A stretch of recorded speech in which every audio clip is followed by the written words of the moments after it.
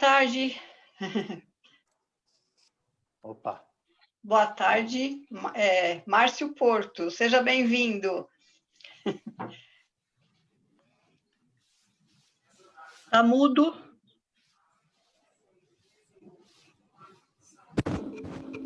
Alô? Opa.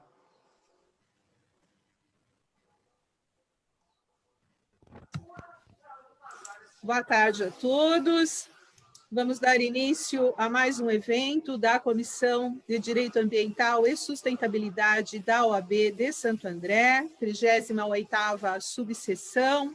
Quero dar inicialmente boas-vindas aos nossos convidados desta tarde para mais uma jornada de educação ambiental. Temos aqui queridos amigos, membros de comissão da própria OAB, o André Saraiva, o Márcio Porto, e vamos falar desse assunto que é tão importante e tão caro para todos nós. Como todos sabem, a Comissão de Direito Ambiental e de Sustentabilidade da OAB Santo André vem fazendo inúmeros eventos, na verdade iniciou no mês de junho, em comemoração ao Dia Internacional do Meio Ambiente, e se propôs a realizar todas as sextas-feiras um evento para falar de educação ambiental. Então, em nome da nossa presidente, doutora Andrea Tartucci, afinal de contas, vocês estão na Casa da Advocacia de Santo André.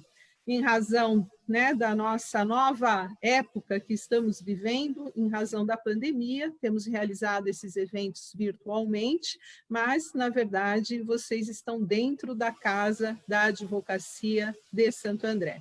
Sejam todos muito bem-vindos, damos as boas-vindas também a quem nos assiste, a quem está acompanhando esta live, e quero cumprimentar inicialmente aqui, começando pelo André Saraiva, nosso querido amigo da Fiesp, conselheiro do Conselho Superior de Meio Ambiente da Fiesp. Muito boa tarde, André. Boa tarde, Rosa. Boa tarde a todos os participantes dessa live, os que nos assistem também. Agradecido pelo convite da OAB Santo André em fazer parte desse bate-papo sobre educação ambiental e outros pilares que nos movem dentro do conceito da sustentabilidade. Um prazer enorme estar com vocês aqui nessa tarde de hoje. Nós que agradecemos, André. Será um prazer conversarmos sobre esse tema tão importante e que você é um expert na matéria, né? Você que milita já há bastante tempo nesta matéria. Eu vi aqui que você, inclusive, fez MBA em gestão ambiental. Então, nós vamos trocar aqui bastante informações, levantar novamente o debate sobre educação ambiental.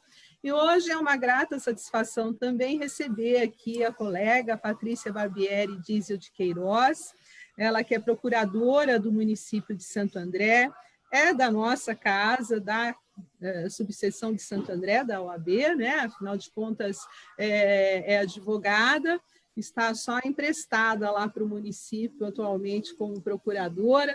Ela é que é membro da Comissão da Advocacia Pública, presidida pela querida amiga também, a doutora Maria Carolina Martins Pelosini, que já esteve também aqui conosco em uma outra live para falar sobre um outro tema. Então, hoje temos só celebridades aqui para falar sobre a educação ambiental. Doutora Patrícia, boa tarde, obrigada por ter aceito o nosso convite.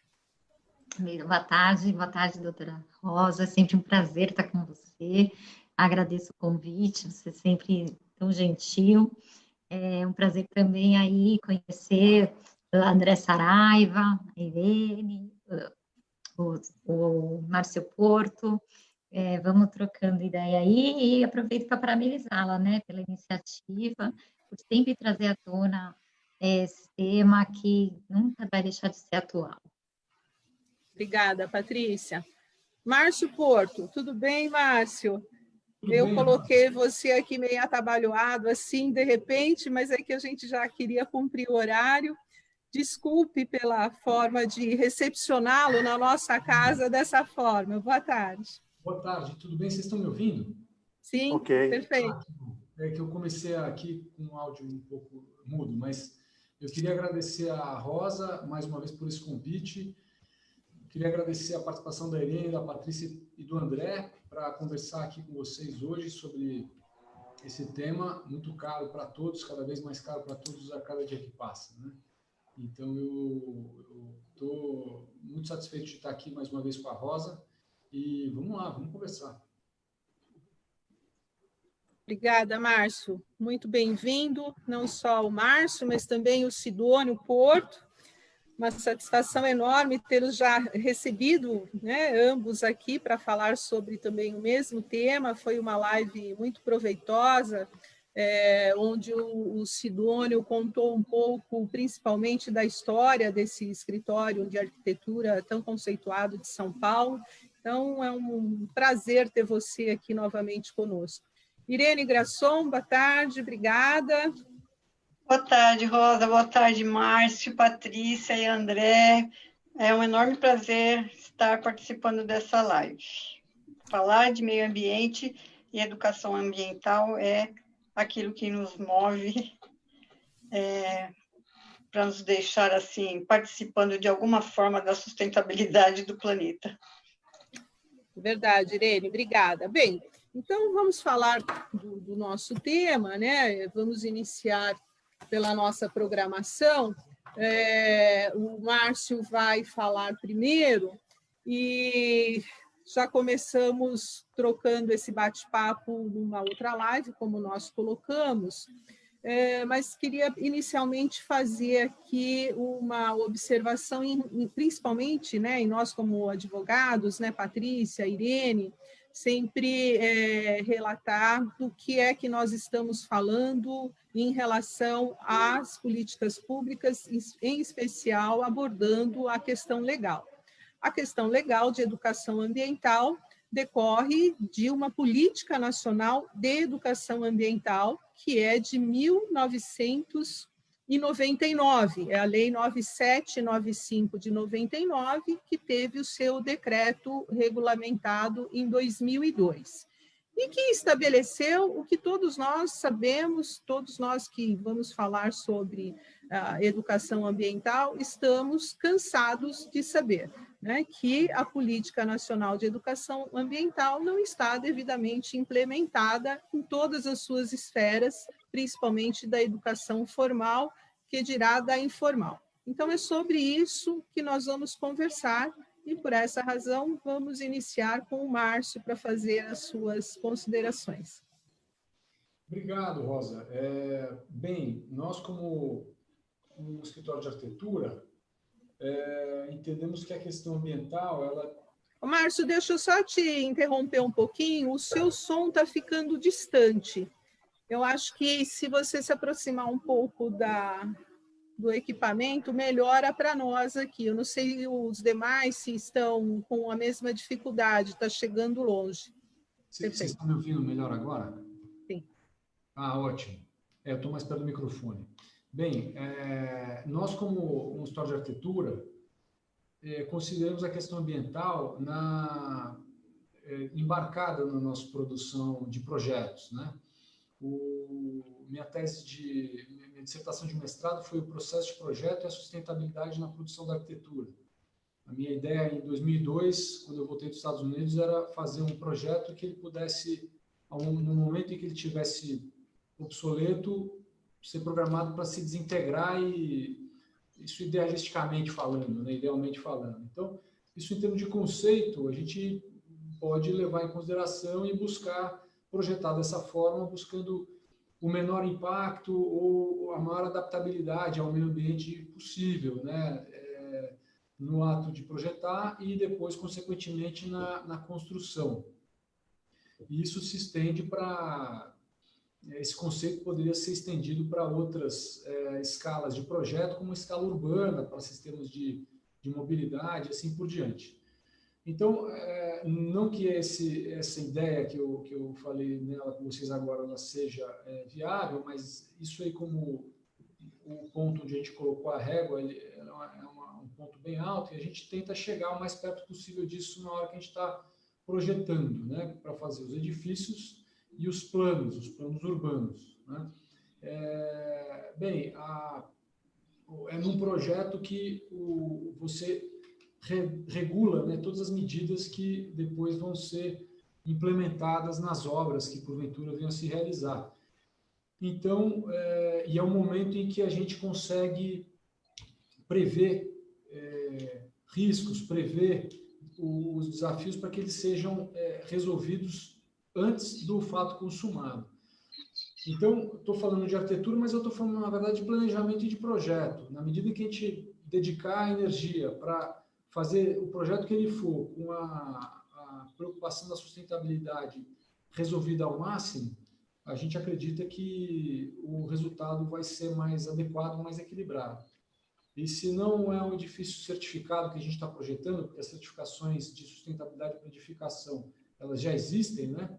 Como, por exemplo, a certificação LEED, se o edifício vai ser certificado, necessariamente a gente tem que seguir aquela metodologia. Mas, mesmo que ele não venha a ser certificado, né, por interesse do cliente, a gente busca imprimir a mesma metodologia para todos os projetos que a gente faz,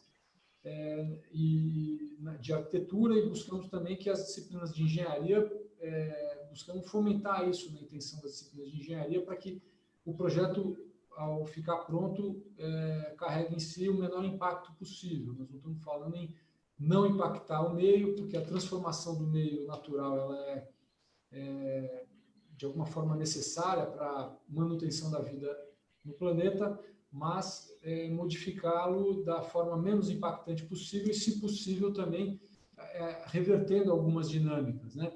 Então, no caso das políticas públicas, a gente acredita que elas sejam muito importantes, porque eu acredito que elas tenham, em última instância, a possibilidade de reverter movimentos espontâneos, ou seja, você tem um movimento de, vamos dizer, expulsão ou de afastamento da moradia de interesse social do meio urbano mais adensado, né? Isso é natural na medida em que o terreno no meio urbano ele vai ficando caro e menos acessível. Esse é um processo que, se não houver uma política pública para revertê-lo, ele vai se perpetuar.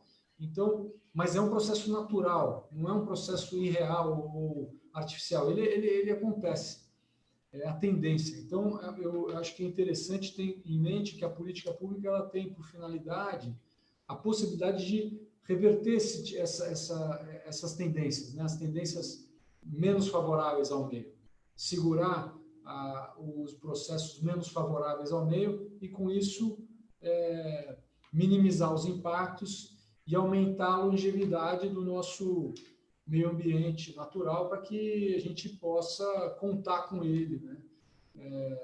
De forma perene. Então, em amplo espectro, é dessa forma que a gente encara dessa forma que a gente aborda a nossa atuação quando a gente é desafiado a fazer um projeto, participar de um projeto, né? Aqueles mais desafiadores são aqueles de escala urbana, como, por exemplo, grandes projetos de mobilidade, que nós somos desafiados a entender todo um sistema modal de ônibus, por exemplo, e buscar a maior eficiência possível daquele sistema, de forma que ele despenda menos energia, transporte o maior número de pessoas possível, impactando o menos possível no meio urbano, que por si só já é um meio que já impactou no meio ambiente, né? Então, essa é a nossa forma de abordar, e estou à disposição aí para discutir temas, né, a partir desse prisma aí, como eu estou colocando, porque eu acho que é uma forma de eu poder colaborar a partir da nossa atuação como escritório de arquitetura e como pesquisadores, que a gente acaba tendo também uma participação com pesquisadores na universidade, né, no Mackenzie, onde eu dou aula de projeto, e na USP, onde a gente faz pesquisa. Tá? Obrigado. Perfeito, Márcio. Eu vejo que a atividade profissional, né, da arquitetura, não só arquitetura, mas também engenharia civil e outras engenharias, como elétrica, ambiental, principalmente, né? Cabe a elas essa incumbência, né? E veja que a norma ela é tão abrangente e, no meu ponto de vista, ela é tão completa e perfeita, porque e se ela fosse cumprida, né, como se a gente falasse se a nossa Constituição Federal de 88 fosse 100% cumprida, André, seria o paraíso, né? Porque a lei, no artigo 3º dela, né, ela fala assim, como parte do processo educativo mais amplo, todos têm direito à educação ambiental, incumbindo. E aí tem lá vários itens, né? 1, 2, 3, 4, 5 e 6, e no 5º diz assim, incumbe, então, as empresas, entidades de classe, instituições públicas e privadas, promover programas destinados à capacitação dos trabalhadores, visando a melhoria e ao controle efetivo sobre o ambiente de trabalho, bem como sobre as repercussões do processo produtivo no meio ambiente. Quer dizer, é perfeito, né? O que você colocou, a responsabilidade que o seu escritório tem em projetar somente uma arquitetura sustentável, né?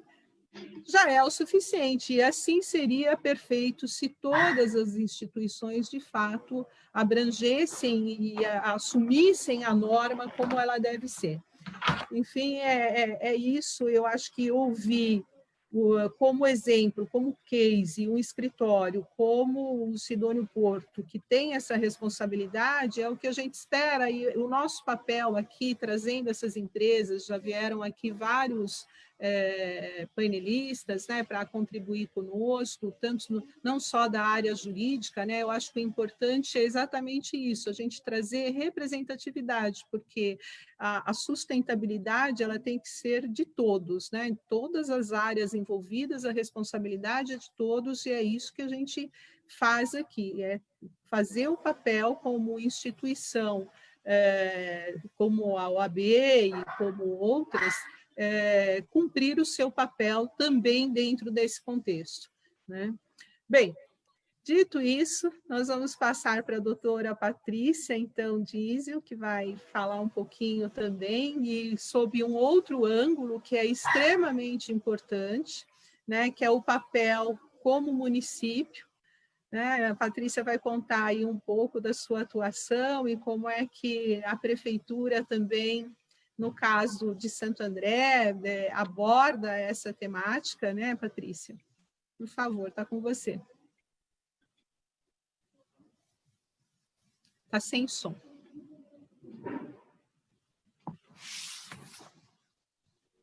Boa tarde novamente, para os que chegaram depois, né? Ela atuando, além de procuradora do município, eu não sei, a doutora Rosa não deve saber, mas eu também fui professora de educação infantil. Então, eu atuei por 7 anos dando aula, e aqui a gente pode falar sobre as duas coisas que eu realmente me encantam, educação e meio ambiente. Aproveitando o tema, né, da educação ambiental, eu queria trazer a reflexão para tirar aquele estigma de educação ambiental ensinar a criança a separar material reciclável. Não é isso. A educação ambiental ela não pode estar limitada à educação fundamental, ao ensino fundamental, como já foi dito aí, a nossa política de educação ambiental, a lei, né, que instituiu, já prevê que ela seja instituída em todos os níveis educacionais, que ela esteja presente em todos os aspectos da sociedade, como aí o próprio inciso 6º do artigo 3º, a doutora acabou do inciso 5º, que a doutora acabou de ler, também incube a todas as empresas, como o seu Márcio agora mostrou, falou que é como exemplo, como eu sei que o André também traz aí uma responsabilidade, como uma coisa madura, né, muito além daquele basiquinho lá do reciclagem. Por que essa importância, né, que eu vejo de trazer para todos os níveis? Se a educação, ensino fundamental é super importante. É lá que a gente incorpora, né, os valores. Mas não está sendo suficiente, não seria suficiente. Se fosse lá com a Constituição de 88, já começaram. Então, eu, né, na década de 80, estava no ensino fundamental. E já tive aulas sobre a importância do meio ambiente, e assim como toda a minha geração. Se fosse suficiente hoje, isso estaria incorporado na prática de toda a minha geração, todo mundo aí que está na faixa dos 40 anos. E mais para frente ainda foram aprimorando. Então, nos anos 90, tinham mais escolas abordando, mais meios de comunicação abordando. No ano 2000, tiveram escolas que pediam até ISO 9000, ISO 9001, ISO não sei o quê, porque já estavam trazendo para o currículo essa parte. E essa geração do ano 2000 também já está adulta hoje. E a gente não tem uma consciência coletiva formada nem atuante, né? Infelizmente, na área ambiental, a gente tem algumas exceções. O próprio básico do reciclagem, a gente tem, assim, nas empresas, algumas fazem a reciclagem, poucos funcionários aderem. Eu trabalhei numa multinacional, cada mesa tinha o seu para você mesmo colocar, e mesmo assim não colocavam.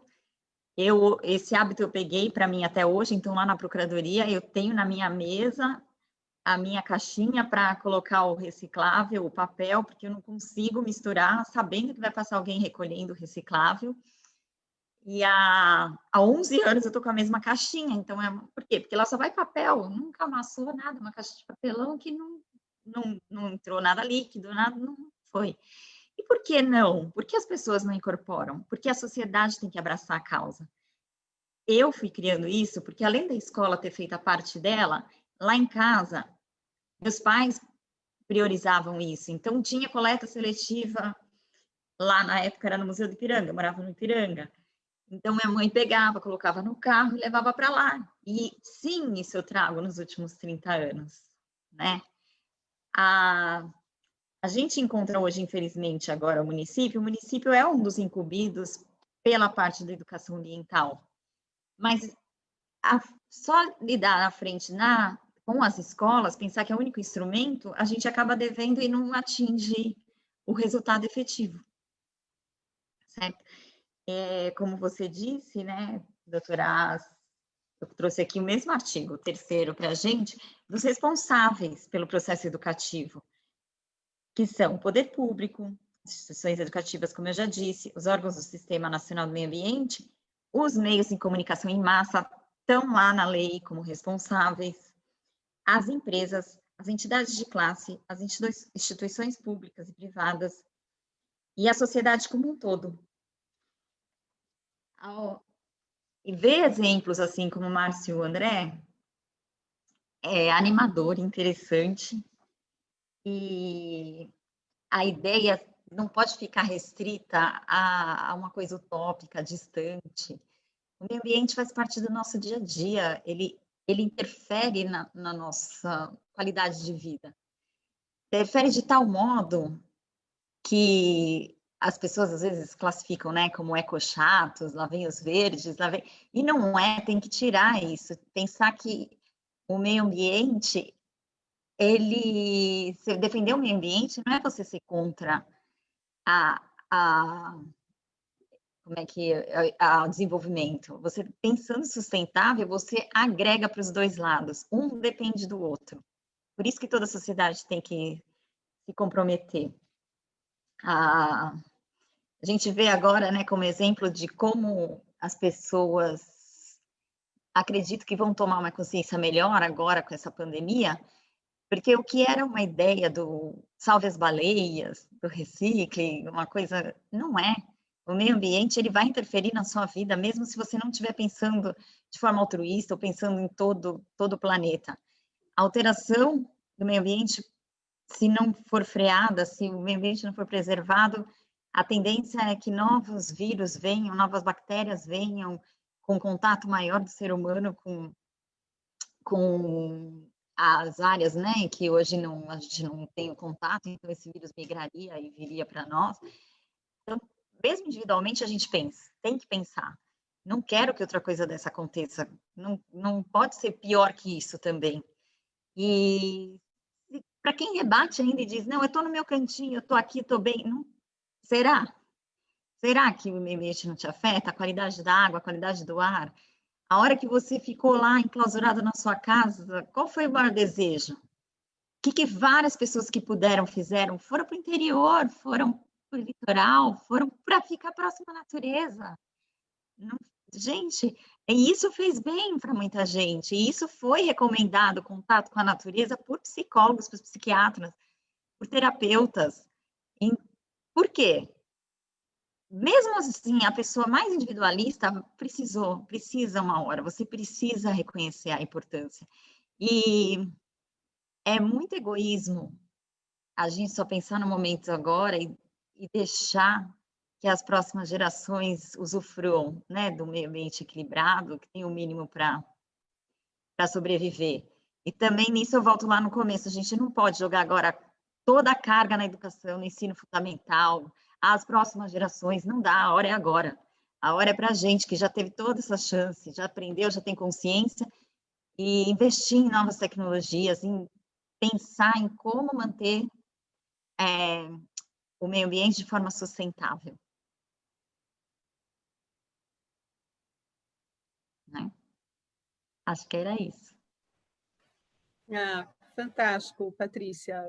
Mensagem super bacana e você fecha falando da solidariedade intergeracional, né? Eu acho que seria esse um termo que vem sendo discutido há bastante tempo e que também sustentabilidade e crescimento econômico, eles não são antagônicos, né? Eles devem caminhar juntos, mas também você ressalta como abranger todas as pessoas no mesmo rumo, né, para a preservação dos bens ambientais.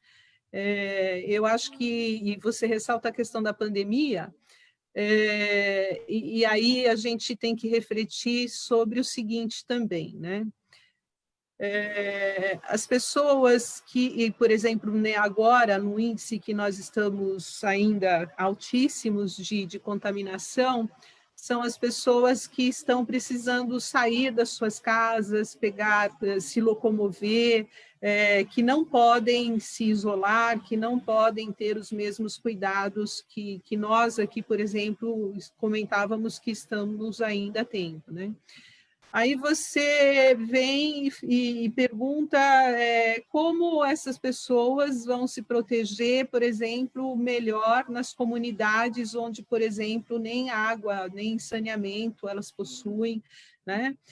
Como fazer com que essas pessoas tenham essa preocupação e façam essa separação dos resíduos, como você comentou também, quer dizer, eu acho que é uma discussão que, por isso, o debate é importante. A gente precisa começar a falar sobre isso, né? Porque, de fato, é fácil. Mas como você exigir, e o André provavelmente vai tocar nesse assunto também, das comunidades, como é que nós vamos fazer com que a proteção ambiental chegue nas comunidades com menos recurso, sem água tratada, sem esgoto, sem coleta seletiva.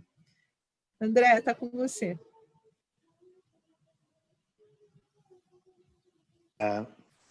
Todo mundo me ouve aí? Obrigado, Rosa. Bom, escutar o Márcio falar antes e depois a doutora Patrícia, já tem duas perguntas aqui bem legais para eles, entendeu? Que culmina aí com o que você está falando e provocou no sentido. A minha história nessa questão, ela começa lá em 99, na verdade em 97. Como eu sou do setor de baterias automotivas, bateria chumbo ácida, o Brasil ele não é produtor dessa matéria-prima oriundo da galena, do minério. Nós somos referência no processo de reciclagem das baterias. Então, praticamente toda a nossa totalidade hoje vem desse mecanismo implementado no país.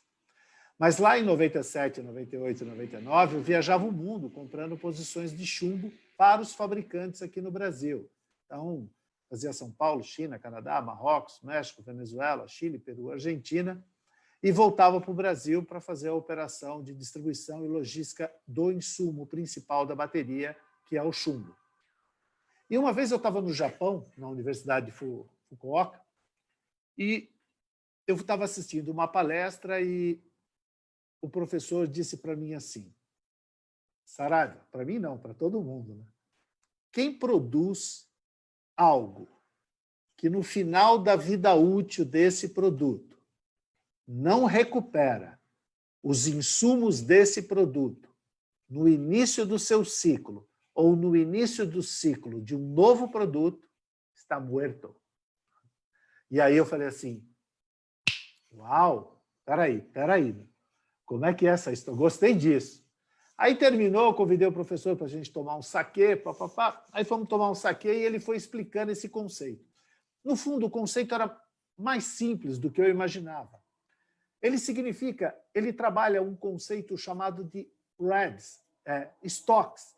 Se você não controla, no futuro, o principal estoque da sua matéria-prima, se você não tem controle sobre esse processo, o seu negócio fica sempre à mercê de alguém.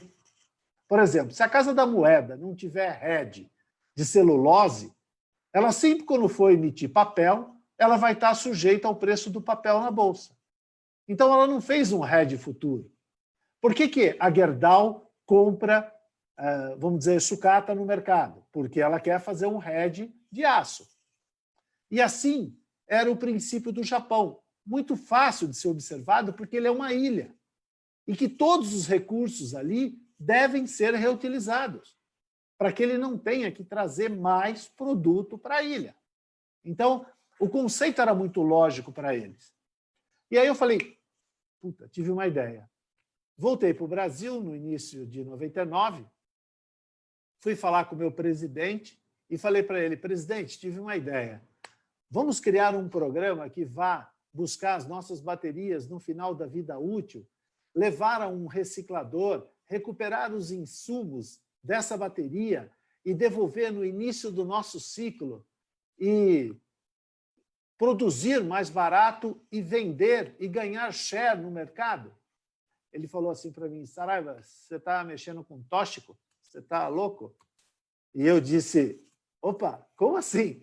O meu herói falando para mim que eu estava louco? E aí eu falei, não pode ser. E aí eu falei, quer saber de uma coisa? Eu vou fazer meu MBA, eu vou estudar, e o PRAC, Programa de Responsabilidade Ambiental Compartilhada, vai ser a ferramenta. E a gente, em 2000, lançou esse programa. Foi muito legal, porque a gente ficou dentro da fábrica por um contrato de 4 anos. Né? A fábrica falou, ele é louco, né? Mas vamos deixar o louco aqui para ver se tem fundamento.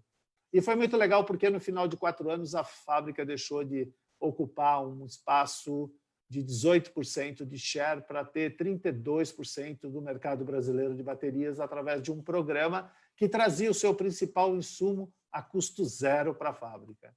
Então, o Brasil não falava disso.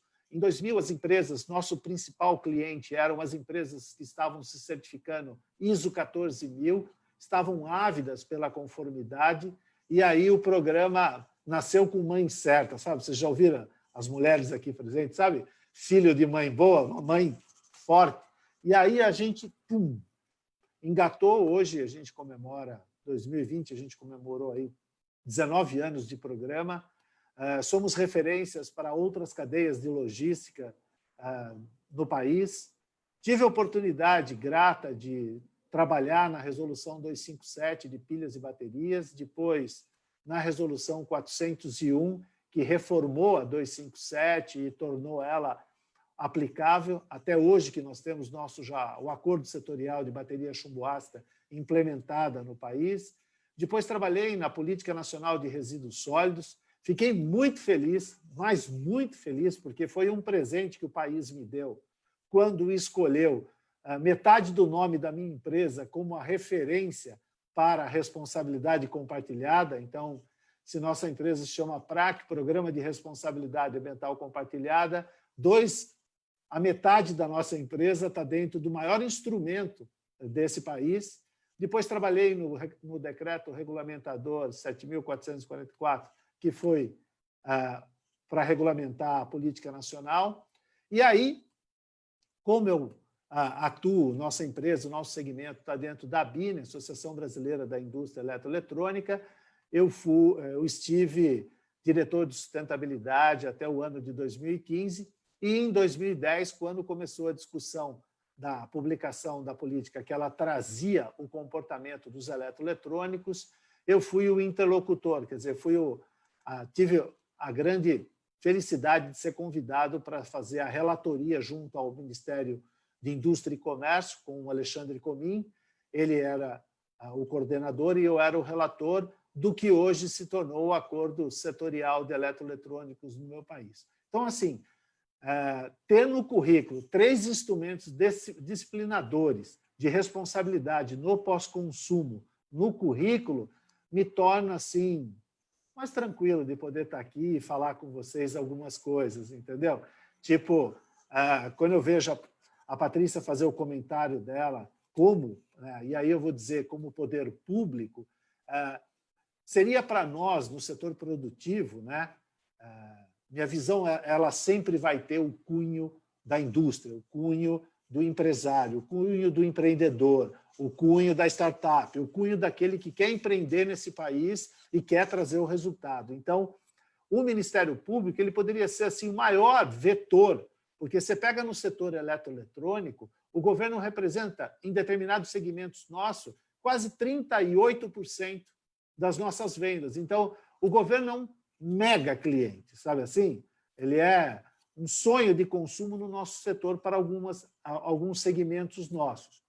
E aí o que acontece? O governo morre de medo de fazer compras sustentáveis em função da Procuradoria-Geral. Quer dizer, o nego vai lá ficar de olho e quer forçar a 8666, que reza pelo menor preço. Isso não é uma verdade.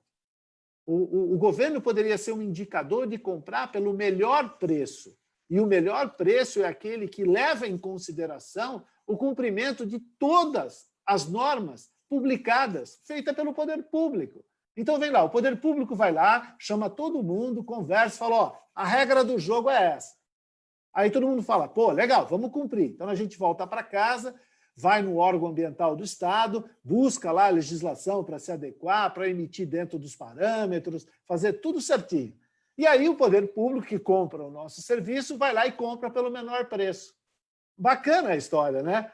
Você vai lá, ó, vai lá pegar a maçã. E a hora que vem a maçã, ele falou, não, eu vou importar da Argentina. A da Argentina é mais vermelhinha, entendeu? Então, isso é uma falta de link, né? Quando eu pego, por exemplo, o trabalho do Márcio, né? Eu falo assim, pô, o Márcio teve um mega trabalho para desenvolver um prédio dentro de uma estrutura LEED. Você sabe o que é cumprir o LEED?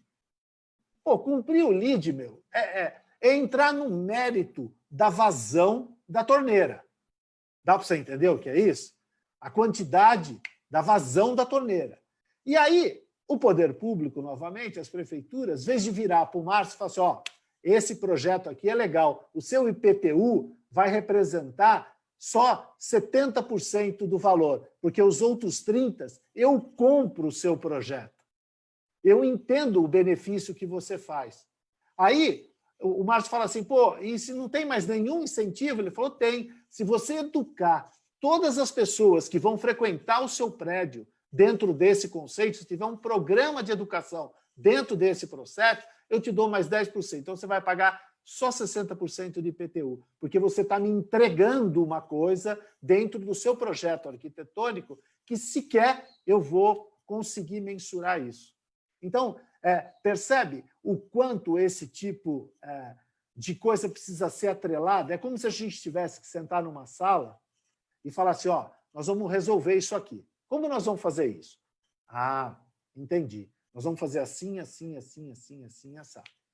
Então, eu sou, às vezes, contundente, eu sou crítico, crítico no sentido positivo da observação, porque eu estou no front, eu estou lá na ponta. Nós somos certificados ISO 9, 14 e 18. Temos 5S, temos metade da grade das ODS nós temos dentro do processo. E quando nós vamos lá na ponta, no outro cliente, ele diz assim, quanto você paga na sucata? Aí fala assim, como assim? Quanto eu pago na sucata? Olha aqui minhas medalhas, presta atenção quem eu sou, olha aqui, minhas medalhas. Ele fala, muito bonitas as suas medalhas, mas o que vale para mim é grana. E eu estou falando de empresas que estão na Bolsa, entendeu? Que tem índice de sustentabilidade para cumprir. É disso que eu estou falando. Então, quando eu pego a fala da Patrícia, quando eu pego a fala, ainda não vi a da Irene, hein? Bom, vamos. Mas a hora que eu pego a fala do Márcio, eu digo assim, todo mundo é consciente. Não tem ninguém que você conheça e esbarre na rua que não seja consciente. O que difere é quem está comprometido. Aí é que vem a diferença. Quanto que eu estou comprometido com esse assunto? Entendeu? Então, Rosa, obrigado por você deixar eu aqui. Eu vou fazer esse povo me ouvir a tarde inteira. Obrigado. Mas imagine, eu que agradeço, André. E, nossa, o bacana é que você é um case, né? Um super case, a história da sua empresa. Isso porque você ainda não falou, você só falou da PRAC, mas você não falou da Pratic, né? Que tem fica para uma outra live, porque a PRAC é o Programa de Responsabilidade Ambiental Compartilhada, e a Pratic é um programa de responsabilidade social, né? Que aí daria Pratic, mais... Né? A ideia era... Você fala Pratic. Pratic, a gente fala... Porque a gente pegou o nome da empresa, PRAC, e queria uma ação social. Então, a gente falou, vamos falar Pratic, né? Pratic Responsabilidade Social. E foi aí que nós somos, junto com a Tamarana, a recicladora oficial, somos parceiros em 4 projetos sociais que é de fazer referência, entendeu? Vou citar um deles, o programa Bom Aluno, onde a gente pega alunos especiais, crianças especiais, lá embaixo na escola e leva essa pessoa até o MBA, entendeu? A gente faz testes nas comunidades e aqueles que despontam mesmo, a gente abraça essa criança, e vai com psicólogo, mãe, pai, até esse cara virar doutor, virar um ser humano que vai fazer a diferença lá na ponta, entendeu? E isso bacana. Isso nasceu por uma coisa muito legal. Quando eu estava no Japão, desculpa, eu preciso contar isso. Eu estava lá conversando com o Japa, batendo um papo, e aí ele falou, meu filho está indo para a aula de matemática. Aí mas caramba, você ficou meia hora falando que o seu aluno, o seu filho, era fera em matemática, ele está indo para aula particular de matemática. Aí ele falou, Eu falei, mas não tem sentido. No meu país, a gente põe o filho do reforço onde ele está mal. Ele falou, não, aqui no Japão a gente põe no reforço onde o cara está bem, para ele ser melhor ainda naquele assunto. Então, percebe a diferença? Nós tentamos, às vezes, equilibrar uma coisa, esticar um assunto para pôr todo mundo dentro, e lá eles, de repente, afunilam e falam, vamos fazer isso aqui dar certo, porque esse cara vai pensar pelos outros, entendeu? Então, é diferente aquilo que a doutora Patrícia comentou sobre consciência coletiva, né? Não é eu subir no... Você vê que bacana, você está falando de... Quem sabe a gente monta alguma coisa em conjunto aí com esse seu projeto. A semana passada foi tão interessante porque quando você começa a trabalhar e trazer as pessoas, né, com o mesmo objetivo e com a mesma vontade de fazer algo diferente, as coisas parecem que vão desenrolando, né? A doutora Consuelo Yoshida, desembargadora federal, vice-presidente do Tribunal Regional Federal, né, de São Paulo, esteve numa live conosco na sexta-feira passada. E naquela semana, Patrícia, vou você me ajudar nisso, eu tinha pensado, eu falei, poxa vida, né? A gente precisa dar um passo a mais, porque aqui está indo muito bem, a gente chama as pessoas, a gente está espalhando aí o nosso debate, falando do tema e tal, mas a gente precisa, e pensei, eu falei, bom, nós temos lá o Mário Camargo, que é do Rotary Santo André, temos lá a nossa secretária de educação, né? Por que a gente não começa a ampliar essas lives, incentivando com que, principalmente, o Fundamental 2, né, que são os alunos do 5º ao 9º ano, trazer essa moçada para cá para eles começarem a participar, estimular essas crianças irem para o debate também. E pensei nisso. Bom, Olha a coincidência, doutora Consuelo, no mesmo dia, umas 3 horas antes de iniciar a live, Márcio, me liga, manda uma mensagem e fala, olha, será que seria possível colocar essa mensagem aqui, né? Eu estou aprendendo ainda aqui a trabalhar com o Zoom. Eu falei, olha, eu não sei fazer isso, mas de quem é? Ela falou, olha, é o filho um garoto de 10 anos que está na 5ª série, e a mãe trabalha lá com o meu filho, e ele, quando soube que eu estaria aqui falando de educação ambiental, ele falou que ele queria mandar uma mensagem, e ele mandou. E a mensagem dele era a seguinte, olha, eu estou muito preocupado com as máscaras usadas, contaminadas pelo coronavírus, que estão sendo jogados no oceano na França. Eu queria discutir esse assunto. Será que eu consigo? Será que você consegue me aproximar de alguma ONG? Eu quero trabalhar, eu quero conversar sobre isso.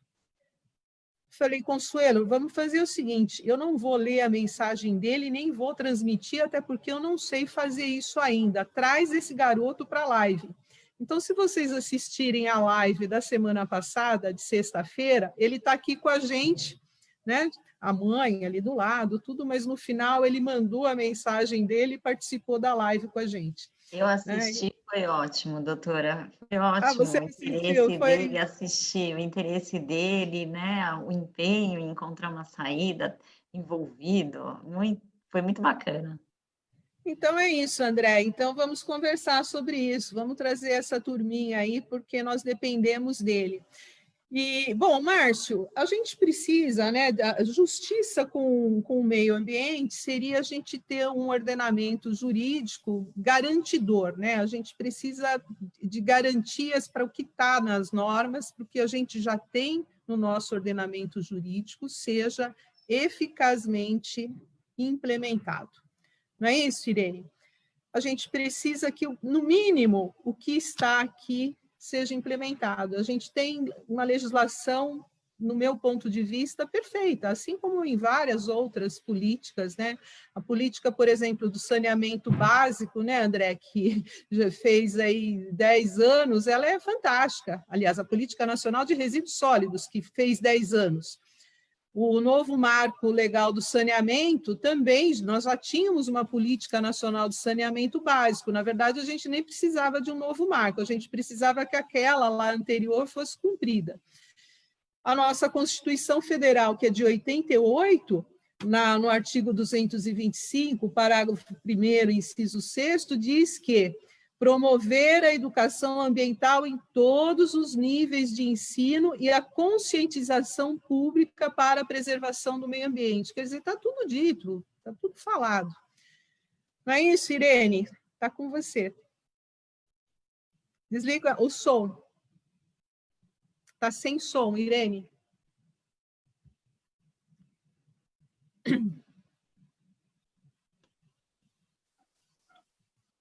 Ok? Agora você desligou a imagem, apareceu, voltou, tá ok, perfeito. Bom, tudo que foi dito é super interessante e eu vou falar desse lado do impacto da pandemia, que nos revelou a grande desigualdade social e a injustiça na distribuição da renda no nosso país. A concentração da renda brasileira é onde os 1% mais ricos concentram 33,8%, e a nossa concentração é a segunda maior do mundo. Então, o que nós observamos? Que as pessoas, muitas não puderam cumprir os protocolos da OMS, dos governantes, nos quesitos de isolamento, lavagem das mãos, porque às vezes o saneamento nem chega naquela casa, a necessidade de trabalhar usando transporte público e a insuficiência, talvez, da ajuda governamental de R$600. Então, olhando esse quadro e também olhando o que a imprensa publicou, a gente nunca viu, na minha história de estudo ambiental, nunca vi o espaço que a imprensa deu para todo mundo que tinha assim, os cientistas, os ambientalistas, estudiosos, professores, infectologistas, biólogos, representantes de ONGs e do governo, aquilo que se entende como a participação de todos, né, multidisciplinarmente, para cuidar do meio ambiente.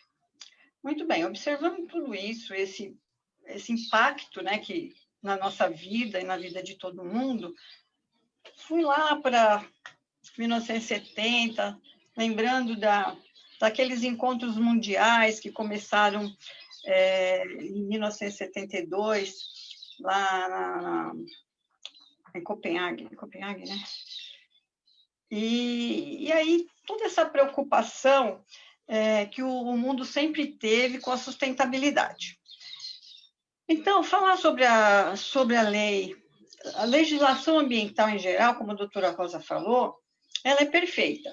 Então, a legislação sobre educação ambiental também é perfeita, ela não está regulamentada, só que a sociedade é dinâmica, ela caminha para frente, né? Então, como a doutora Patrícia também disse, ela remete àquela educação infantil, onde você ensina a reciclagem, as crianças ensinando os pais, que eu acho meio absurdo falar isso, porque, né, pega uma geração que o pai hoje tem 25 anos ou 30 anos e fala que as crianças estão ensinando os pais, não bate muito, né?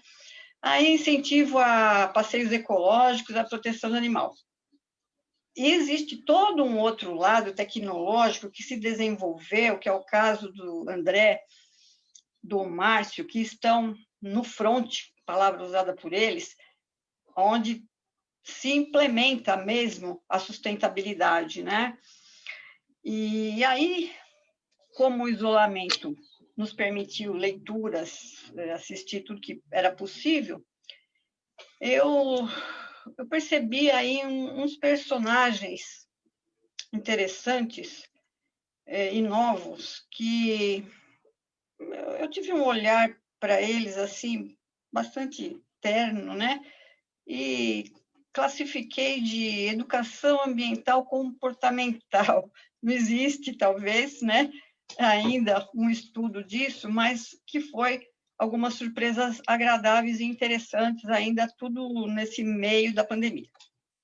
Uma delas, acho que todo mundo viu, foram a reação dos bancos e das grandes empresas que se uniram e foram ao governo exigir políticas públicas de sustentabilidade ambiental. Claro, interessa ao negócio, mas é uma forma dessas pessoas que nunca tinham se manifestado irem lá. Outro personagem interessante que eu observei é o consumidor. O consumidor, ele tem o poder nas mãos de decidir sobre o que ele vai comprar, de que empresa ele vai comprar. Ele vai comprar de uma empresa que não observa os princípios da sustentabilidade ambiental, ele tem um caminho para ele saber se essa empresa está seguindo toda esses princípios, essas legislações. É um personagem que eu achei interessante. E descobri 2 outros personagens também interessantes. São CEO, um deles é a Tânia Cosentino, da Microsoft brasileira, no Brasil. O lema principal dela é: sustentabilidade é um imperativo do negócio, aquilo que a doutora Rosa falou, né? Que você não pode dissociar a produção econômica da sustentabilidade. Entre aspas, fala dela: temos que educar as pessoas, o público interno e externo, para mostrar que sustentabilidade e desenvolvimento econômico são complementares. A Tânia recebeu um prêmio da ONU em 2017 como pioneira na aplicação das ODS. Um outro personagem interessante que eu li se chama Guilherme Witt. Ele é CEO do Grupo Malve. Ele é um pouquinho mais radical que ela. ele reforçou a necessidade de se discutir o tema e conscientizar não apenas as empresas, mas também os consumidores. Aí ele também vem com essa lógica de que o consumidor é que vai bancar isso aí, e para que se exijam as mudanças e eles possam exercer o poder de escolha. Ele diz o seguinte: o desafio é conscientizar o consumidor, porque como gastar o dinheiro tem poder enorme. Aí o consumidor deve se perguntar: será que eu quero coisas descartáveis? Existe já um grupo eu acredito que são os jovens que estão na área ambiental que, né, não suportam algo que eles não, né, coisas descartáveis. Se ao comprar uma calça jeans, ele tem noção que a indústria têxtil é a segunda mais poluente? E, segundo ele ainda, estudos apontam que as pessoas não usam 70% das roupas do seu guarda-roupa ao longo de um ano. Sobre o descarte das peças, a média era 15 a 20 usos por peça. E agora estamos em 7. É um absurdo, segundo ele. São provocações para se pensar, né, em tudo. Excelente. E a legislação, como a legislação não alcança o dinamismo da sociedade, esses personagens vão aparecendo, né? É muito interessante, achei bem interessante esse. E bacana você relatar e chamá-los de personagens, porque de fato é isso mesmo, né? Surgiram inúmeros personagens durante a pandemia. Aliás, eu diria que não foi durante a pandemia, mas de 2018, aliás, de 2018 para cá surgiram inúmeros personagens diferentes, né, que a gente não tinha antes. Mas você falando das roupas, e o Patrícia e Irene, o André também, o Márcio, mas a doutora Consuelo, a semana passada na live, também deixou uma mensagem muito interessante em relação ao consumismo, né? E principalmente despertado agora durante a pandemia, porque a gente não sai de casa, né? Então, principalmente nas lives, por exemplo, né, a gente pode estar aqui de biquíni, de bermuda, né, de chinelo, né, mas você não tem usado nem 10% das roupas que você tem no seu closet, no seu guarda-roupa. E a doutora Consuelo disse exatamente isso, que ela não sabe o que ela vai fazer com tantas coisas que ficaram inúteis, né? Para aqueles que gostam de consumir coisas da moda, quando a gente voltar, sabe quando, né, para o dia a dia, que você vai usar, essa moda que você adquiriu já passou faz tempo. Mas muito bacana, Irene, o que você colocou, e você tocou na questão do investimento de impacto hoje, né? Impacto positivo e negativo, e que o consumidor, se ele se tornar exigente da forma como você colocou, não comprando, né, mais produtos maculados, nocivos ao meio ambiente, se a gente conseguir levar essa conscientização, quer dizer, é meio caminho andado, é por aí mesmo. Esse consciente coletivo que a Patrícia falou é interessante, ele parece que já está se formando devagarinho, porque tudo é muito lento, né? Sem dúvida. Bem, estamos aqui quase no finalmente da nossa live, nós vamos passar agora para o Márcio e fazer as suas últimas colocações, considerações e para sua despedida também, caminhando para o final aqui para o encerramento da nossa conversa. Obrigado, Rosa. Obrigado, Irene, Patrícia, André. Eu acredito que, por mais que esses esforços já sejam feitos por alguns que estão comprometidos com esse assunto há bastante tempo, né? Como o André falou, a questão básica do comprometimento é fundamental, e aí muitas pessoas, por livre iniciativa, né? Por opção, por missão, né? Eu diria até que aqui no escritório a gente pode considerar que essa é uma parte da missão da nossa empresa, né? A gente já busca desenvolver um trabalho onde a sustentabilidade está embarcada nele há bastante tempo. Mas não adianta esse comprometimento, eu acredito assim, que não basta o comprometimento, assim como não basta o arcabouço jurídico, né, como a Rosa também falou, a legislação está aí, já está bastante completa, né, nesse sentido, mas assim como não basta você ter um arcabouço jurídico para implementar um PIU, um projeto de intervenção urbana, você precisa, não basta o comprometimento, eles são fundamentais, mas a coisa ela começa a reverter na hora em que a demanda passa a ser o fel da balança, né? Então, na hora realmente que empresas, especialmente instituições financeiras, que têm nas modelagens econômico-financeiras a baliza de que se vai ou se não se vai fazer tal, aquele ou esse investimentos.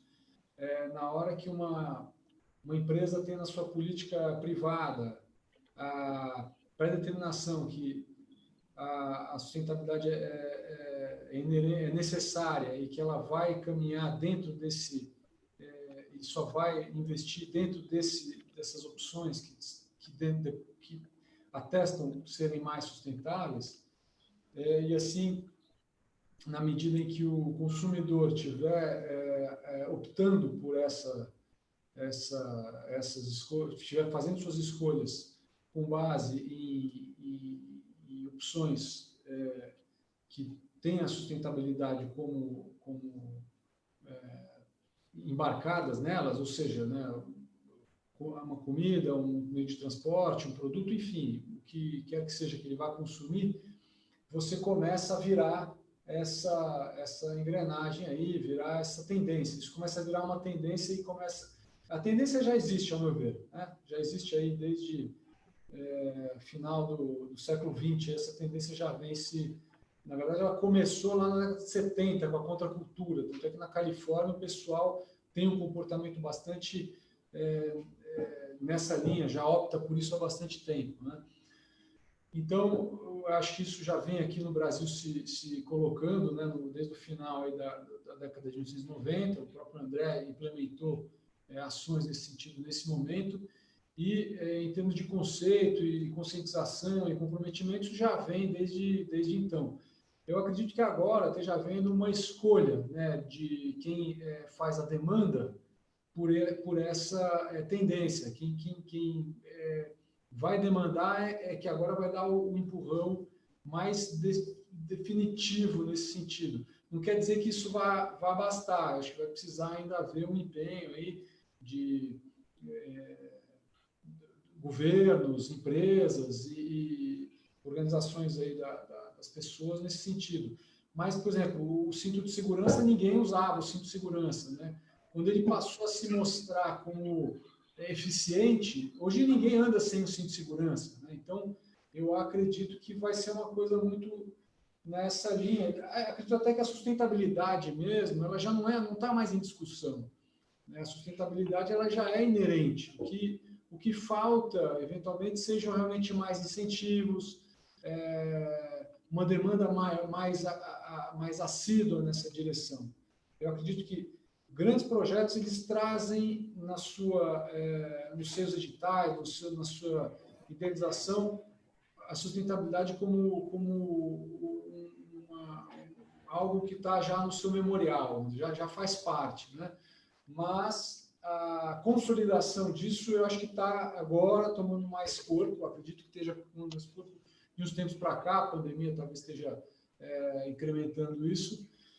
E eu não acredito que vai demorar muito, né? É uma questão mesmo de sobrevivência, como o Japão já mostrou, no caso do Brasil ainda não é. O Brasil ainda tem aí reservas que não o forçam a assumir isso integralmente, como o Japão já assumiu, mas eu acredito que seja a tendência e que vai se consolidar. Eu acredito que em mais 10 anos não se fale mais em combustível fóssil da forma como é hoje, ou seja, né, os veículos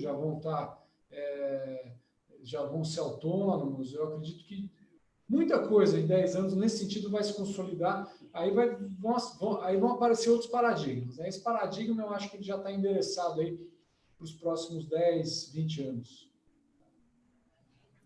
Sem dúvida, Márcio. Eu acho que com a pandemia, e infelizmente, né, somente através de uma questão de saúde sanitária gravíssima, mas eu acho que novos conceitos e novos valores foram, sem sombra de dúvida, iniciados, né? Eu acho que a pandemia, de uma certa forma, alertou e levou à reflexão, infelizmente, com um formato ruim, mas acabou acontecendo, né?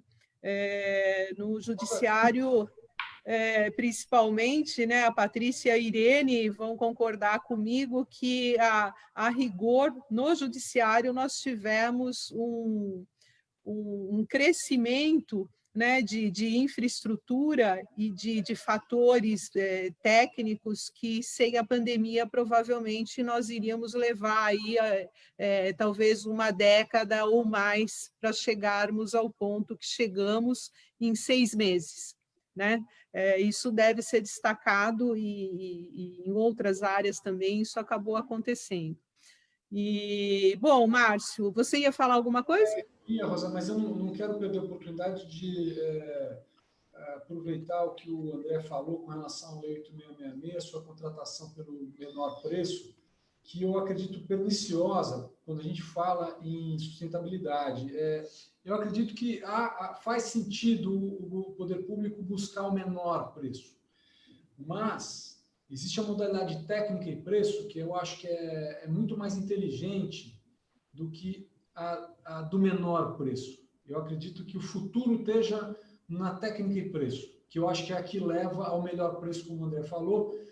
Eu até gostaria de ver o critério do menor preço extinto, hipoteticamente falando, se fosse possível. Eu não quero macular qualquer prerrogativa orçamentária do governo, não é, mas a gente, como empresa de projeto, já disputamos licitações em todas essas modalidades, e a do menor preço ela é perniciosa para todos. Ela é muito ruim. A gente que presta o serviço não consegue performar, não é por falta de empenho. Os nossos parceiros não conseguem performar, não é por falta de empenho. Quem compra não consegue performar, não é por falta do empenho de quem forneceu.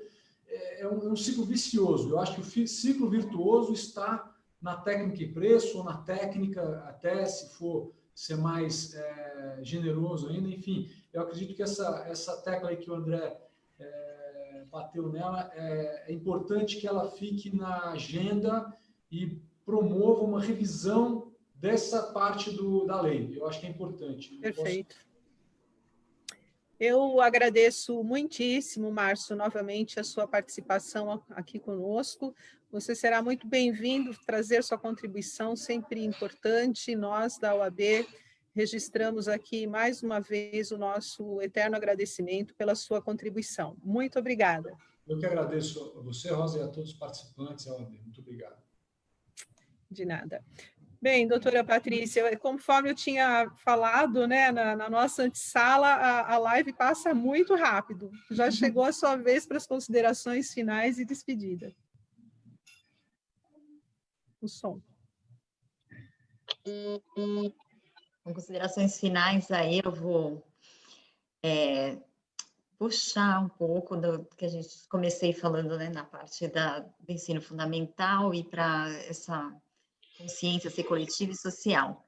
Então, eu acredito, assim, no poder individual, a pessoa física, como a doutora Irene falou, é aplicar mesmo e praticar o reuse, recicle e reduza. E no reduza está a consciência, está a criticidade, está a informação, de onde vem esse produto, quem fabrica, quais as práticas dessa fábrica. Essa roupa foi, como disse, indústria têxtil, né? Vem ganhando destaque aí a parte que nunca tinham falado tanto de poluição, como polui, quanto cada litro de tinta usada para atingir as roupas despejada no meio ambiente, qual a consciência destinação que as fábricas dão, aquela roupa que é mais barata, você vai usar 3 vezes, vale a pena você investir numa outra que você vai usar 30 anos, vai passar para os seus filhos, vai ficar lá, vai poder vender. Então, essa consciência vai ter que ser, e acho que já vem ganhando espaço, né, entre a cada pessoa. Das pessoas jurídicas, aí, parabéns, né, para o André, parabéns para o Márcio, parabéns para grandes empresas que a gente vê que já estão aplicando, por iniciativa, por ser uma tendência, por ganhar pontos aí com os consumidores que são mais conscientes e que exigem.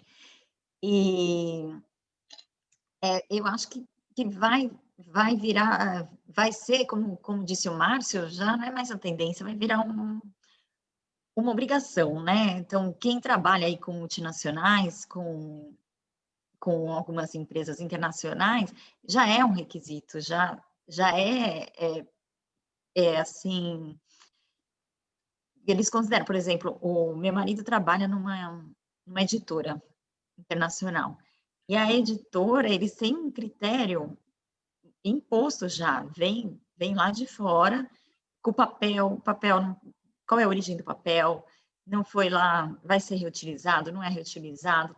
Você pega grandes empresas que vêm na mesma tendência e até entes públicos. Então, em países que colocam alguns critérios para você importar, por exemplo, de outros países ou de outras empresas. Tem que ser observada individualmente nas pessoas jurídicas, nos entes, e a gente aqui, nos entes públicos, ainda tem uma lição de casa vergonhosa para fazer, que é a parte do saneamento básico, né? A gente falando aí em coisas grandes e, infelizmente, a gente encontra aí, para todos os lados do país, em todos os cantos, essa lição de casa e que também, como pessoa física, a gente tem que cobrar. Porque vejo época de campanha, as pessoas esquecem que a gente está muito atrasado nisso e que é fonte de doença, é fonte de gasto com saúde pública, é de violência,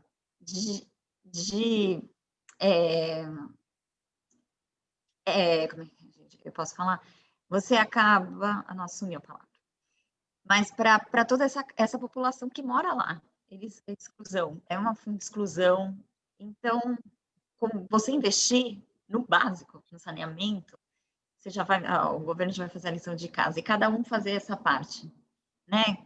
Crítica. De onde vem? Eu conheço gente que não compra o tênis da marca tal porque usou mão de obra escrava, que não usa nada de ouro porque o mercúrio daquela empresa poluiu. E para quê? Para que ter tanto? Para que consumir tanto? Para que ter daquela marca? Não é? Obrigada, Patrícia. Muito grata pela sua contribuição aqui, valiosíssima para nós.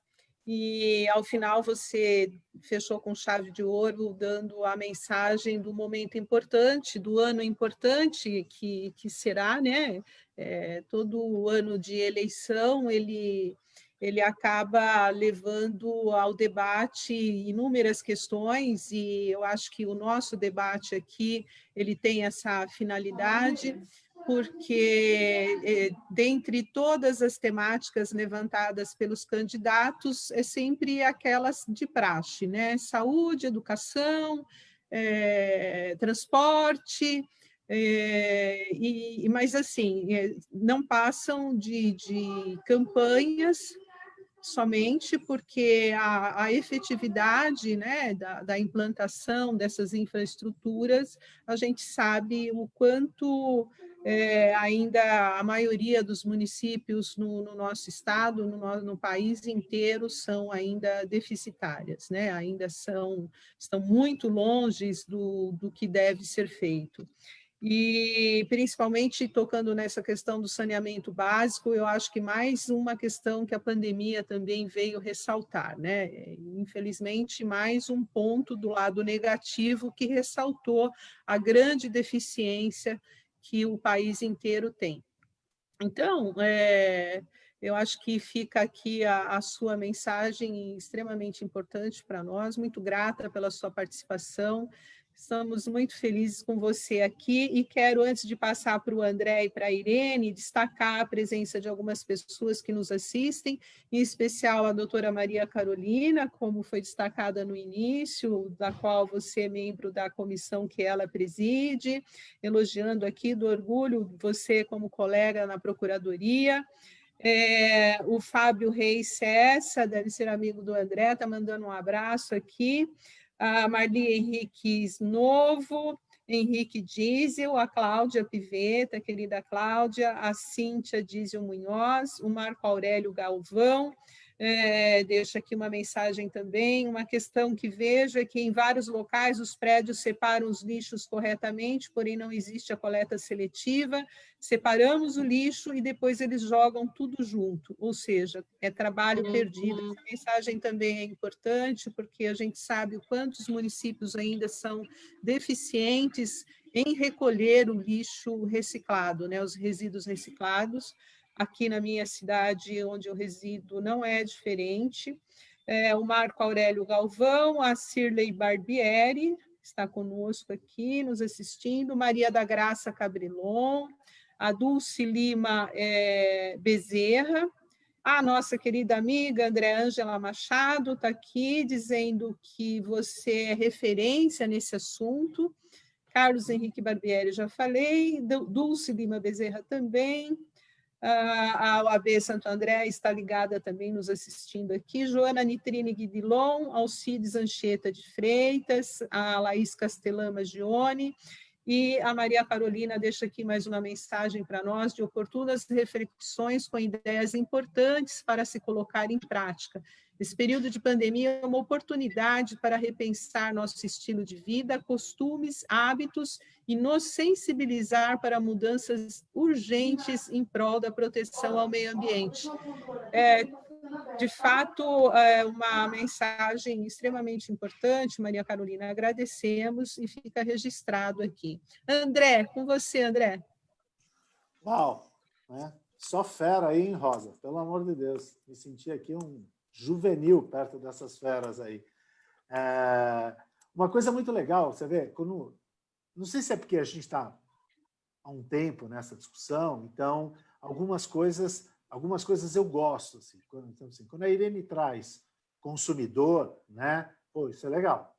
O consumidor, aí eu já falo assim, pô, mas eu tenho 3 tipos de consumidor. Eu tenho o consumidor público, eu tenho o consumidor individual e tenho o B2B, que é quando a empresa compra. Né? Então, 3 tipos de consumidores. Depois, né? Aí o Márcio traz para mim, tipo assim, puta, legal, técnica e preço. Puta, eu abraço essa causa. Por quê? Porque aí vai fazer a diferença. Né? Eu sempre falo isso, né? Quando você chega no outro ano da faculdade, eu não entendia isso, mas o cara que só tirava 10, ele estava na mesma classe que eu, e eu só tirei 7, entendeu? Então, nós dois passamos. O cara do 10 e o cara do 7. O cara do 7 está aqui falando para vocês. O cara do 10 está em Berkeley, está em Harvard, está em outro lugar, entendeu? Então, quando você está no negócio, no business, né, e você é referência naquilo que você faz, pô, é muita sacanagem quando o tomador do outro serviço, depois que ele pôs o cara do 7 e o cara do 10, ele fala assim, quem paga mais? Pô, como quem paga mais, cara? Você tem noção do que foi todos os dias da minha vida tirar 10?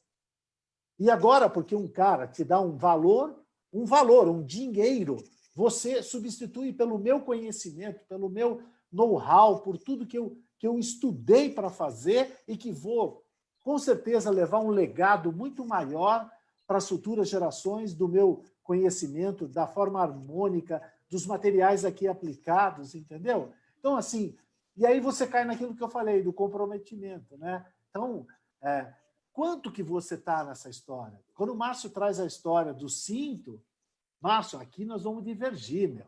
Eu uso o cinto porque multa. Lá no começo, quando veio o assunto, não foi por consciência. Consciência foi meu filho que entra no carro, põe o cinto. Aquilo me irrita, entendeu? Porque esse cara é consciente. Esse cara me irrita. Ele entra no carro e põe o cinto. Eu falo, mas como você põe o cinto com essa naturalidade? Eu tenho que fazer um exercício, quer dizer, eu tenho que entender que aquilo me protege. e que, no primeiro momento, aquilo só fez sentido para mim porque aquilo me penalizava.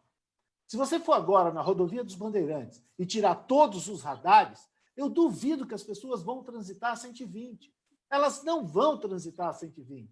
Elas transitam a 120 porque é multa. Esse é o primeiro estágio nosso, né? Então, se você parar agora na rua, escolher 15 pessoas e dar um cheque de 50 mil reais e dizer, vá agora na rua dos concessionários e compre um carro, eu duvido que o critério de sustentabilidade do veículo seja o fator preponderante para a opção da compra, da escolha do bem.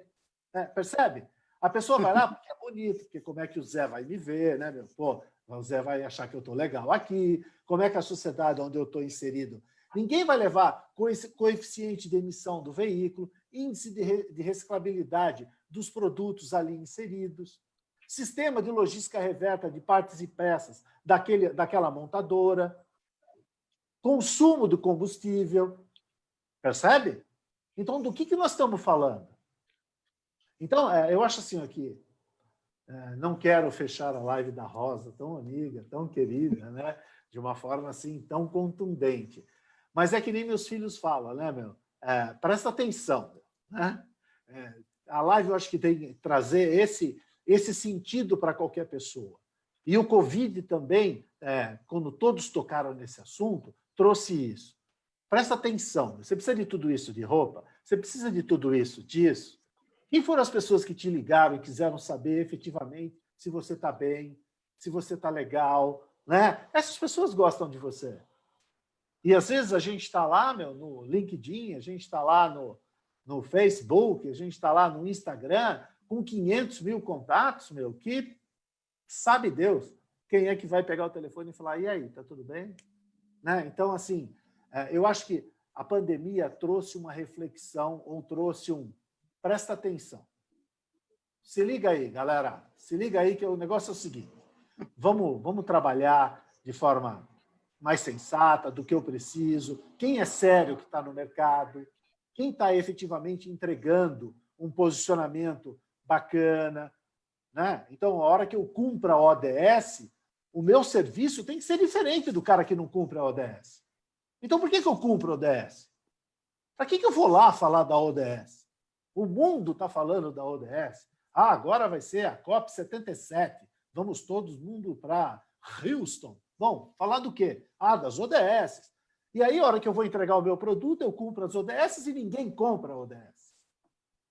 Entendeu? Então, do que eu estou falando? Eu acho que esse espaço, Rosa, que você criou, e é legal porque é legítimo, é a OAB, entendeu?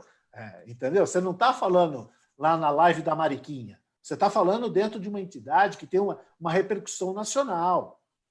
A OAB, ao mesmo tempo que ela traz de todas as questões, ela é transversal, ela pontua nos comportamentos de uma sociedade da qual ela está inserida, é papel da OAB, sim. Ela tem é como o poder público. Eu adoro o Ministério Público. Por quê? Porque ele fala da legitimidade, ele fala do coletivo, ele fala do para todos. Né? Mas aí, a hora que eu falo que ele não compra de forma sustentável, aí eu fico bravo. Eu falo, o cara que defende a coletividade tem que dar o exemplo. Ele tem que puxar essa discussão. Nosso comportamento tem que ser pautado assim. Então, eu concluo aqui dizer que eu não estou bravo, entendeu? É o meu jeitão assim. Eu lembro quando, em nome do setor produtivo, eu discutia no CONAMA, né? O pessoal das ONGs, quando eu estava lá, eles iam passar o microfone para mim e eles falavam assim, agora com a palavra o setor produtivo, entendeu? Então, eu absorvi o golpe, mas ia lá. E o pessoal do IBAMA falava assim, o panda está aí. Aí eu achava que eles chamavam eu de panda porque eu era fofinho, tinha manchinha, sei lá, alguma coisa assim. Os caras, não, ele é um urso, velho. É que ele abraça, velho. Entendeu? Ele é o setor produtivo, ele vai olhar sempre nessa questão de respeitar. Eu acho que dá para fazer, sim, Rosa. Dá para fazer porque a gente faz. Quem conhece o nosso projeto vê a gente é economicamente viável, a gente é sustentável, a gente tem o eixo social, entendeu? Então, dá para fazer? Dá para fazer, Zé. Não vem com conversa que, tá, entendeu? Abre um pouco mão do resultado, vamos lá, vamos ajudar, vamos equacionar esse assunto, mas dá para todo mundo trabalhar dentro desse patamar, sim. Obrigado, Rosa, Patrícia, Márcio, a Irene. Desculpa alguma palavra, você que está em casa nos ouvindo, né? Não tive intenção nenhuma de ser agressivo, é o meu jeitão. Vocês vão me conhecendo em outras lives, vocês vão ver que esse é o meu jeito de ser. Muito obrigado, viu, Rosa? Imagine, André, nós que agradecemos, estamos satisfeitos demais com a sua presença aqui, contribuiu demais para o nosso debate, para a nossa live. Tenho certeza que quem nos assistiu e que nos assistirá posteriormente vai levar da sua fala, dos seus exemplos, grandes ensinamentos, reflexões. E, de fato, presta atenção, né? Eu acho que é isso. Temos que prestar atenção. Eu acho que o que a gente fazia há 15 anos atrás não dá para fazer mais. A gente precisa mudar, precisamos prestar atenção em novos conceitos, num novo mundo, e precisamos pensar que essa geração nova que vem por aí, a minha geração, infelizmente, né, não vai deixar um Brasil melhor para os nossos filhos, né? Mas eu quero e tenho certeza que estou deixando filhos melhores para o mundo, né? É isso que a gente precisa pensar. Essa geração nova tem que ter uma nova visão e cabe a nós esse papel aqui de fazê-los enxergar um pouco mais além do horizonte que nós tivemos anteriormente. Está assistindo a gente também, Patrícia, a Vânia Bugarelli, parabenizando você, principalmente, ex-colega da Procuradoria. E, bem, Irene, terminando aqui a nossa live, e parabenizando a todos vocês, deixar então a Irene se despedir para a gente encerrar. Muito obrigada, gente, foi uma super live, muito feliz com esse resultado, e vamos nos encontrar mais vezes por aqui. Irene. Só preciso fazer uma correção, que eu disse que sobre o primeiro encontro mundial, na verdade, ele aconteceu na Suíça, em 1992, em Estocolmo. Vou terminar com uma frase do físico Fritjof Capra, entre aspas, abre aspas, pandemia é a resposta biológica do planeta, fecha aspas. Ele relaciona desigualdade social, economia predatória e devastação ambiental ao surgimento do novo coronavírus. Quero deixar, então, meu abraço e minhas homenagens a Patrícia, André, Rosa e Márcio. Foi assim, muito agradável, né, essa nossa conversa de hoje. E também lembrar aqui uma homenagem ao Dr. Santiago Gisbert, que é da presidente, se não me falar a memória, presidente da Comissão do Meio Ambiente da OAB Tatuapé, quando numa live ele cobrou um pouquinho da OAB uma participação mais intensa na questão ambiental. E também aquela jovem sueca, a Greta Thunberg, de 17 anos, que está sofrendo toda sorte de preconceitos e críticas. Um abraço a todos, cuidem-se bem. Um beijo. Muito obrigada, Irene, parabéns, obrigada. Boa tarde a todos, muito obrigada. Boa tarde, gente.